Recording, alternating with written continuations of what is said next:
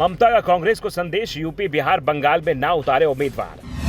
मजबूत क्षेत्रीय पार्टियों के रास्ते में रुकावट न बने कांग्रेस। अपने आप को 200 सीटों में सीमित रखे कांग्रेस। कांग्रेस ने कर्नाटक में विधानसभा चुनाव जीता है, जिसके बाद से पार्टी में उत्साह दिखाई दे रहा है, जश्न मनाया जा रहा है। दावा हो रहा है कि अब मोदी खिलाफ हमें बड़ा चेहरा मिल गया है। मोदी हार रहे हैं और राहुल जीत रहे हैं। कर्नाटक में मोहब्बत की दुकान खुल गई है और अब पूरे देश में इसे खोलना है। लेकिन कांग्रेस का यह दावा विपक्षी दल ही स्वीकार करने को तैयार नहीं है। दावे हो रहे हैं कि कांग्रेस ने अभी तक उन राज्यों में ही जीत हासिल की है जहां बीजेपी का नेतृत्व कमजोर चेहरे कर रहे थे। लोकसभा चुनाव में मुकाबला मोदी से होना है और आज की तारीख में मोदी के मुकाबले का चेहरा कांग्रेस तो दूर पूरे विपक्ष के पास ही नहीं है। जो भी क्षेत्रीय पार्टियां हैं वो सिर्फ अपने राज्य में पीएम मोदी का मुकाबला कर सकती हैं। दूसरे राज्य में वो दूर दूर तक नहीं दिख रही हैं, इसलिए विपक्षी मोर्चे की बातें चल रही हैं। इन सब के बीच ममता बनर्जी ने विपक्षी दलों को एक फॉर्मूला दिया है। फॉर्मूला साफ है कि बीजेपी से लड़ने का मौका विपक्षी दलों को मिलना चाहिए, क्योंकि बीजेपी का मुकाबला क्षेत्रीय पार्टियां ही कर पा रही हैं। जहां लड़ाई आमने सामने की है वहां बीजेपी कांग्रेस पर भारी पड़ रही है। उदाहरण साफ है, पिछले 5 सालों में 31 चुनाव हुए जिसमें कांग्रेस को सिर्फ 5 राज्यों में जीत मिली है, बाकी जगह हार पर हार मिली है। बीजेपी को 11 जगह क्षेत्रीय पार्टियों ने ही रोका है। ऐसे में ममता ने साफ कर दिया है कि अगर केंद्र की सत्ता से मोदी सरकार को हटाना है तो कांग्रेस को विपक्ष का सहयोग करना होगा। अगर कांग्रेस विपक्षी दलों का सहयोग नहीं करेगी तो वो खुद मुश्किल में फंसेगी।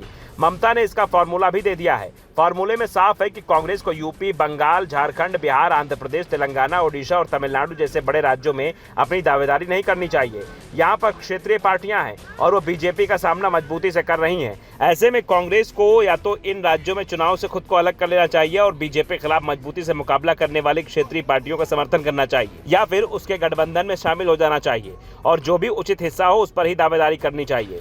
ममता ने कांग्रेस को सीधा सीधा ऑफर दिया है कि वो 200 से ज्यादा सीटों पर चुनाव लड़ने के बारे में विचार करना ही छोड़ दे। कांग्रेस के पास सिर्फ 4 राज्यों की सरकार है। पार्टी के पास इस समय संसाधनों का अभाव है। पूरे देश में कांग्रेस मजबूती से चुनाव अभियान नहीं चला पाएगी, इसलिए कांग्रेस उन्हीं राज्यों पर फोकस करे जहां वो मजबूत है।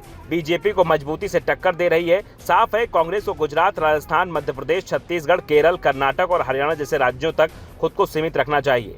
महाराष्ट्र में सहयोगी दलों के साथ चुनाव लड़ना चाहिए और बाकी के छोटे राज्यों को अलग छोड़ दे तो कांग्रेस को चुनाव से दूर रहना चाहिए। यानी ममता ने साफ कर दिया है कि कांग्रेस लोकसभा चुनाव में बीजेपी का सामना नहीं कर पाएगी। बीजेपी का सामना करने की ताकत क्षेत्रीय पार्टियों में है और इसे कांग्रेस को भी स्वीकार करना चाहिए। साफ है कि कांग्रेस को कर्नाटक में जीत मिली है, लेकिन इसका मतलब ये नहीं निकाला जाना चाहिए कि उसने बीजेपी को पूरे देश में हरा दिया है।